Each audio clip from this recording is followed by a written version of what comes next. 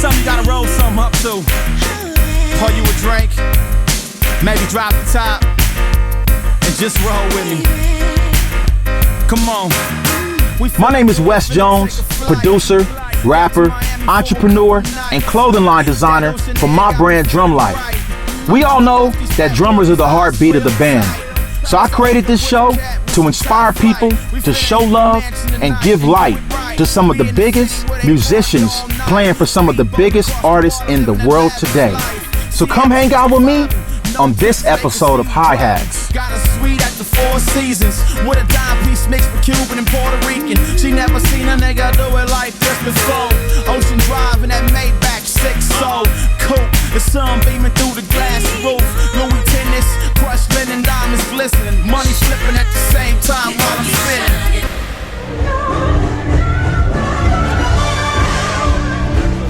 What's up, everybody? I'm Wes Jones, producer of Hi-Hats. We hanging out at NAMM 2020 today with some of my friends, some of the greatest musicians in the game, handing out flyers.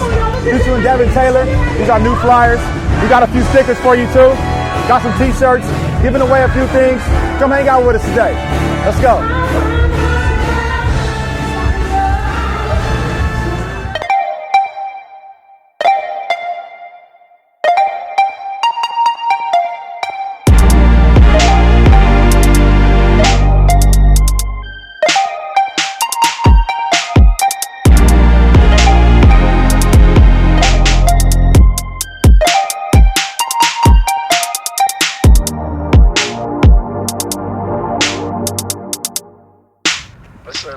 What's up, bro? How you doing? Man, good every time I take. Man, you see what's happening, right? You see what I'm about to give out, right? Boy, Yeah, for sure. your face gonna be all over NAMM right now. I got about 1,000 of these things. Yeah. I looked at the schedule. You're gonna be with Justin on the 5th of June, bro. You already know we there with you. Yeah, for sure. Yeah, you already know what's up, bro. We there for sure. I just wanted to call and tell you I love you, bro. That's it, man. I wish you was here, man. Yeah, I wish I was there too. Well, call me later. Let me know if you need a break. I'll be walking over there right now.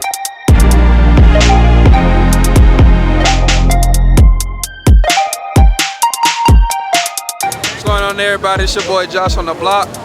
Check out Hi-Hats. I seen it one day on maybe drumlife, I think it was. And then so I seen a little promo video for it. I was like, I'm gonna check it out. So I watched the whole clip of it, enjoyed everything about it and what it's doing for the drum community. So keep it up, bro.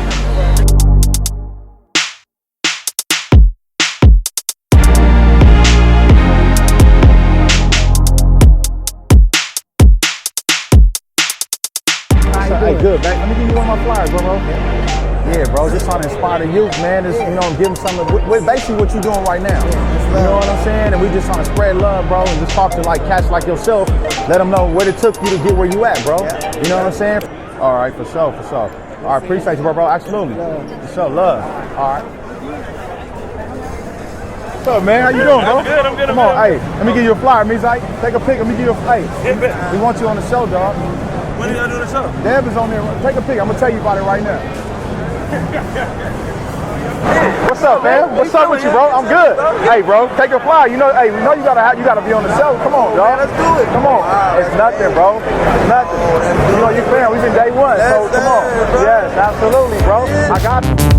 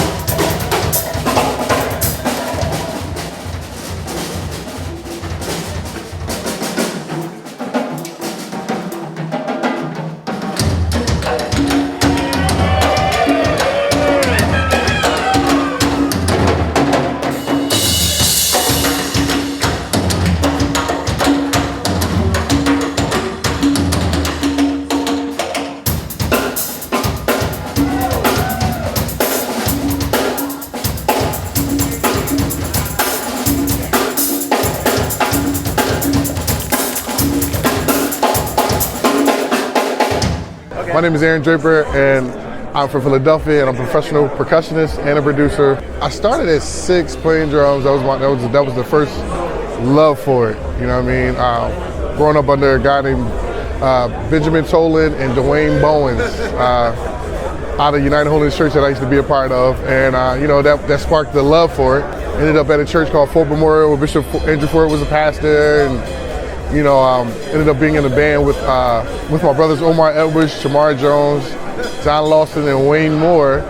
And you know, that journey was started around 2000, 2001. That journey, and I auditioned for this group called the Jazzy Fat Nasties. And the manager at the time was the manager for The Roots, and Rich Nichols is his name. He gave me my first shot, and the rest was history. Hooked up with Questlove at 19, 18. I did Jay-Z Unplugged on MTV back in the day. They used to call me Baby Quest. That turned into playing with Jaguar Wright, and you know, eventually Jill Scott 2005, then Erykah Badu, and then that turned into Eminem, and then Tyler Perry, and then playing for Tyler Perry Plays, and then Rihanna at some point. That was at 2014. Fast forward a little couple years later, 2015, 16, I ended up on tour with Adele for 2.5 years. And then just in recent times, I just did a tour all last year with John Mayer. So it's been a ride. My love for it is heavy right now, because I know from where I came from and where I'm at now. Blessed to be here now. And with such great companies as my company, Pearl Drums. We just did a quick clinic and a demonstration of my big brother Brian Moore's new snare drum. And I got to play percussion in front of a lot of my percussion peers that I don't actually really get to do. So this is my first performance at NAMM.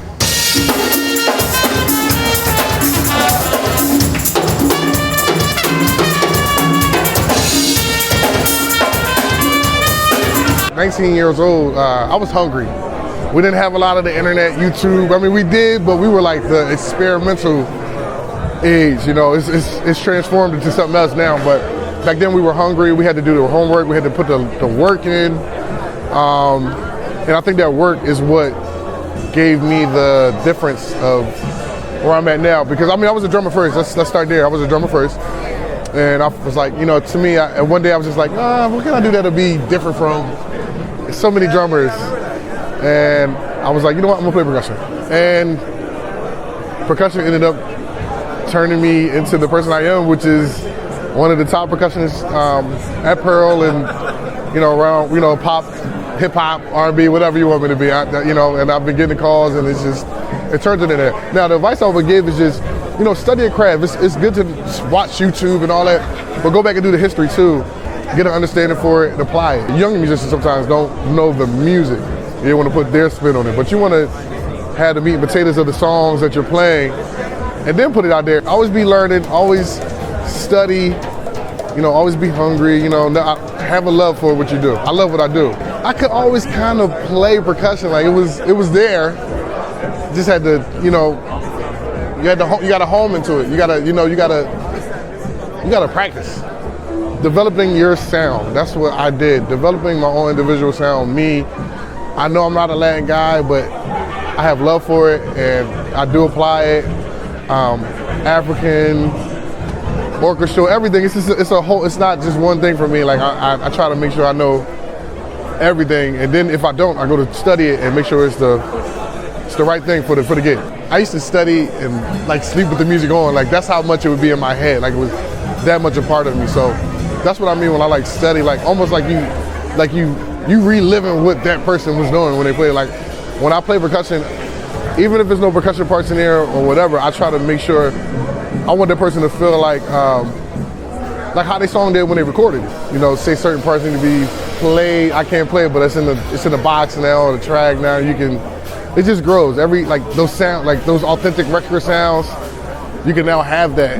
You know, and you're playing, or you can play it on electronic pad if you want. If you're that versatile, where you know I can play this and then play this at the same time. You know, it's just going in a great direction. It's more a lot of sampling, a lot of just authenticness to me.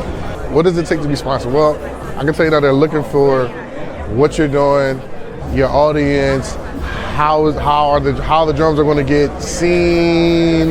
Glenn Karuba signed me back in 2008, and you know, it changes you because you see, you don't really have to go to the music stores like that. I have tons of drums I can pick from. You save money, you know, it's different. It's a different world from when I used to be going to Guitar Center, saying mass, and be there all day long just playing drums, and you know, it's a big difference from now. So you want to, and when you get those endorsements, you just want to make great relationships with the people, you know, who's endorsing. You know, I hope to one day maybe have my own tamale line. You know, I send my girl roses, flowers, and you know, little things, and you know, talk all night, whatever makes them feel, whatever helps. You know, you got to make the time. You got to make the time for what you want and love. It also helps to have a person that understands you and loves what you do and wants to see you succeed. So not only are they not, you know, worried about the time because they know you're working, you know, they're riding with you because this is what you do and they love you. So, but you have to put that work in. You get paid for it, that's your money. So I think you can get assured and get unemployment for money lost. I can't do a gig, so. But now I got this insurance because my hands are insured, my feet are insured, whatever. And now you can, you know, you can make that, you can get that money. But maybe not what you're making though. Save all your money. Don't spend it all and invest so you can retire even earlier.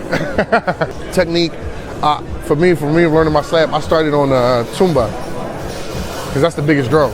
So if you can get a slap out of tuba, let's have the battle. Then you know, you're learning all your open tone slaps, closed tone, and you know, it's a whole formula from there. You got to build calluses. That comes over time.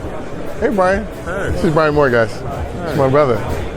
Greatest in the world. He's like, how to hit the kungas. I said, you know, I give him my all. It's all in the wrist. It's all in the wrist.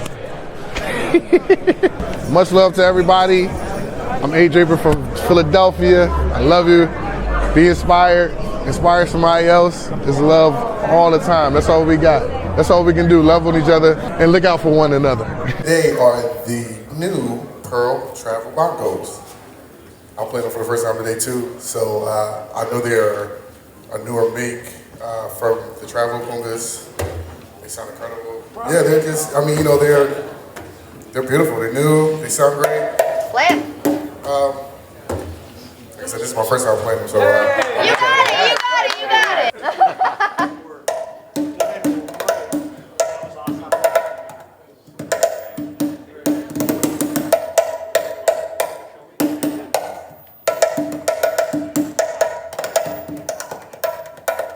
There you go.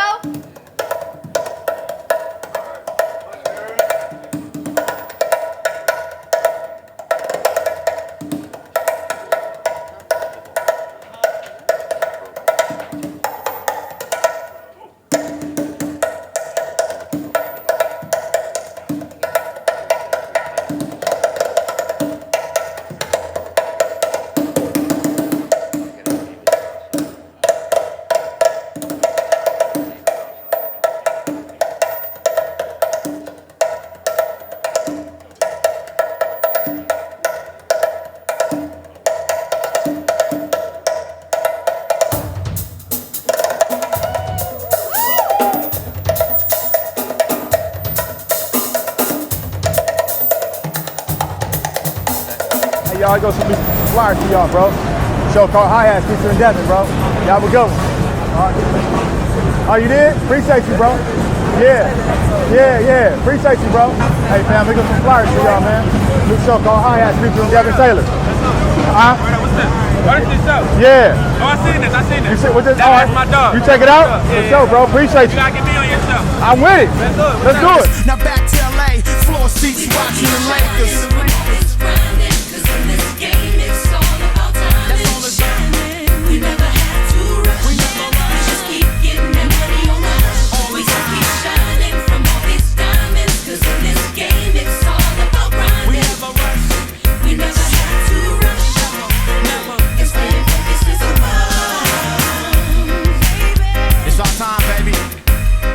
Say you gotta glow in the game.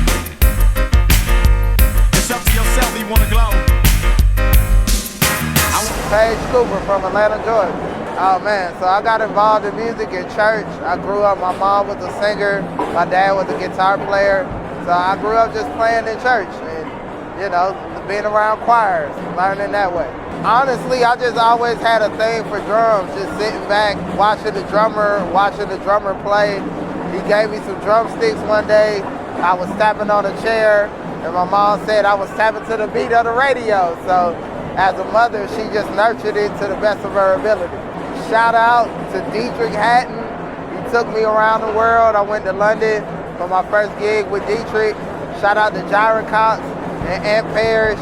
They're the people who put me on the gig. They took a chance on the little old me from Atlanta, man. They took a chance on me. And yeah, we went around the world.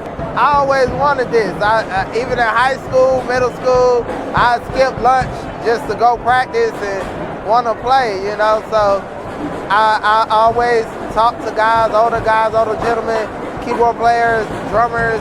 And one particular guy told me you can't be heard unless you're seen. So, you know, I just started coming around the right people. I ran into a guy by the name of Justin Gilbert, and yeah, the rest is history, man. Just being around, being hungry, being willing to learn.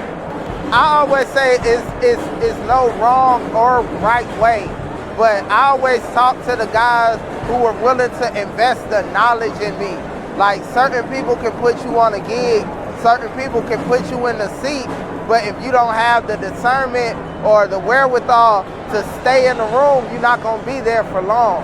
So I always say, talk to everybody, but link with the people who wanna give you knowledge, man, and who wanna sow into you so your career can be further than just this one gig. Cause this one gig is always gonna lead to something else. And for me, it's no cheat code. I just play from the heart. I play a little loud sometimes, but I met a drummer by the name of Mark Mays, and he helped me with dynamics and touch and listening to Dana Hawkins when he says relax when he plays. So I just try to relax, keep my arms flowing, keep everything not so tight, not so just like just relax and kind of just try to let it flow. And I'm looking forward to working with every artist. Turn the page, holler at me. Now, just anybody who's trying to be out, who's trying to grow, you know, I'm trying to go around the world again, you know, so anybody who's worth something, I'm down. So I've worked with Dietrich Hatton, I worked with Music Soul Child, I worked with Kelly Rowland, and with all these artists, I learned different things. The funniest one is I went to London with Dietrich, and my mom bought me a calling card. She said, call me, I don't care what you're talking about. The hotel didn't get that memo. So I learned stay off the phone overseas. And with music, I learned how to express myself. I learned how to really like dig into the heart of the music and what I'm trying to express. Even though I'm performing behind the artist, our job is just as important as theirs. And touring with Kelly, working with BBE and Adam Blackstone, I learned to be on time. I learned that it's much more than just your playing. Like, we need you to not miss flights. We need you to be on time. We need you to make your lobby calls. And that was the importance of those relationships. And I also served as the drummer and musical director for Brandy. So having that responsibility of making sure she likes the show, what's the set list, you know, and making sure the show goes right. Whether it's good or bad, always was on me. So being able to take that knock on the shoulder, that knock on the chin, and not take it personally, but bounce back for the next show. Man, I say the first thing is keep working. Of course, practice. Dana said something at a clinic yesterday where he said we take practice time and we take it as time to learn the best shots. It's not the time to learn the best shots. It's time to learn you. It's time to learn who you are and what you're trying to say behind your instrument. And that's one of the best things that helped me. Also, it's keep pushing, keep moving. Everybody gets an opportunity. But again, if you're not ready for the room that you're walking into when that door opens, you're not going to be there long. So it's keep pushing. You fall, but get back up. You're going to get calls. You might not get that call, but don't let it affect your attitude, your personality, who you are. It's okay to be a good guy, even if they're not calling you for the gig. It's okay. Just keep pushing, keep growing, keep going. Create your own lane. Create your own gig. Who's to say a drummer can't find an artist and hire his friend that's a keyboard player to program the show? Now you the MD. So we're in 2020. You can create your own lane. Stop waiting on the call. Make the call yourself. So man, being from Atlanta, like in the school system, they don't really tell you that you could be a professional musician and that you can tour and that you can travel the world with this gift that God has given you. They tell you go find a day job or, oh, you're just a drummer, but we're so much more. So it's some times that you step out of your comfort zone. I call it the 285 circle. Everybody's so comfortable in that 285 circle. But once you step out of the country, you realize the gift that God has put in you. And it says, go into the world, teach the nations. You can't do that from the four walls of wherever your comfort zone is. Need some flyers, bro. New show called Hi-Hats. Here y'all go. Good show, no problem. Thank you, appreciate it, man. All right, absolutely, bro. Hey, you always just talking, running your mouth. Who's that? What's up? Where's Joe? What's up, y'all? How you gonna check out some flyers for us, bro? Hold on. Hey, bro, here you go. Check us out, man. Hold on. Okay, everybody, this is Wes Jones. Big What's up, girl? What's up with my little sis rapping? You already know. Come on, I love you, girl. For real. Hey, what's up? Let's take a picture. All right, come on. Hey! I love you, girl. You already know. Come see me later, man. Where you gonna be at? Wherever. You got my... All right, for sure. All right, okay. I walk everywhere with you. What's up, bro? That's what I'm talking about. Let me see my real ones real quick. So when you want to do it? When you ready. Bro, we can get an interview before I leave. I leave Sunday. So let's sit down, B. Come on, man. All right. When do you come back? I come back. Oh, you live in Arizona? Yeah, but it ain't no thing, though. I can come on one of your shows or whatever. Definitely. Yeah, bro, we need to get you on the show, B. Yeah. Come on, I've been putting my money on you for a long time. You know that. You know I ain't let you down. I know. You haven't. You haven't, bro. I'll never let you down. Yeah, you haven't. I'm with it. My name's Aisha Gaillard. People call me Aisha G because that last name is just so hard. Who got me started with music was my dad, I guess you could say. I didn't know he played, but I found out later, so it was kind of already in me, but I started like at 3. And my aunt, she introduced it to me. Yes, I'm from Los Angeles, California. Hello. I grew up playing at the World Stage in Leimert Park, which is like a well-known place for jazz and all type of music, African music, everything. Well, like I said, my aunt introduced me, so she went to an African dance class, and she was like, you want to dance, Aisha? And I'm like, no. So I walked over to the hand drums, and they said I could play. I started playing. They was like, oh, you have a nice touch. So I was like, okay, whatever. I was like 3 years old. I don't know what that means. So my aunt talked to the guys, and then they were like, there's a workshop at the World Stage for ages 3 and up. And a teacher named Billy Higgins, he's like the most known recorded jazz drummer. He was teaching that class, and I got to work with him until I was like 7 years old. So when I was a kid, I wanted to be a kid. I didn't want to practice. I went to workshops and, I just learned different styles, but I wasn't serious. So in middle school, that's when I took it seriously. I joined the jazz band, the marching band in middle school. They didn't start me off doing advanced band. They didn't start me off doing beginner band when I entered middle school. They threw me right into advanced band, and I was playing like, what's that Stevie Wonder, I Wish, and I was playing some other stuff, you feel me? But they just threw me into advanced band, and then ever since then, I took it to high school. We did like chorus style marching band, that. So yeah, that's how I became a student to a professional. Well, I've been doing professional gigs since I was in high school because we had jazz band and like what is it called? It's like a combo, jazz combo. So we were playing like corporate events and all type of stuff. I was able to like meet Harry Hancock. He came to our high school. I played with Charlie Tuna for all the old school like rappers. Supernatural, like we played behind him in a band called Bebop to Hip Hop. And there was a dude named Dante Winslow. He's a bad trumpeter. He plays for Justin Timberlake right now. So in college, I focused on school. I went to Cal State Long Beach, got my degree in hospitality management. So I was focused on that. I was still playing in church. I did side gigs here and there. And then, like, shoot, after college, like, I worked a regular job in my field because I want to own a restaurant with live music. So I worked in that hospitality field. And then I was like, I can't do this. I'm stressed. I'm about to stop. And I'm about to do music full time. And that's been for a year now. I went on tour after that, and it's just been a wrap ever since. Some of the best experiences I've had so far working with artists in the industry, I would say I was fortunate to do Tiny Desk about a couple months ago, and I got to work with Mariba. Shout out to Mariba, my girl. And Umi, that's the artist I'm touring with right now. She's amazing, beautiful spirit. And also, I did like a women's benefit concert. Like it was, you know, all the money went towards the world stage. And I got to perform with Gail Johnson, Karen Briggs on violin. They're with the band called Jazz and Pink. So shout out to them for giving me that opportunity. And I've just been blessed to work with like a lot of genuine good people. So for young musicians, I want y'all to take your craft seriously. That's all I want, really. And stay in school, because school helped me a lot, like just keeping my grades up. But yeah, work on your craft, study like all types of music. Don't stick to one thing.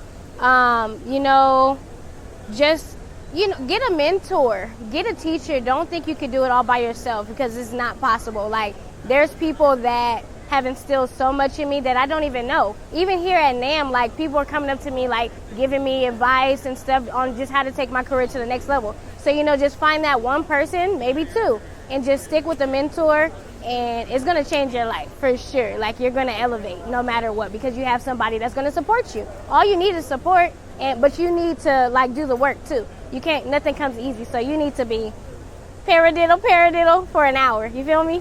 Oh, I face the women challenges all the time, but it has become easier because women are like taking over the world. Who around the world? Girls around the world. Hey, but yeah, it's still some challenges for sure.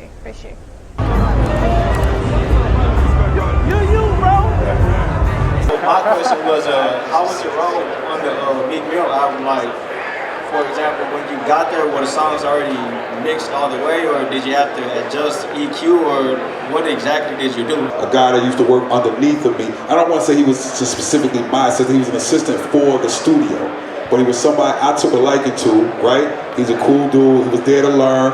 And when Meek came back, I was just like, yo, I need somebody. I need a you. Cruz was in position. It's something you gotta roll something up to. Pour you a drink, maybe drop the top, and just roll with me. Come on.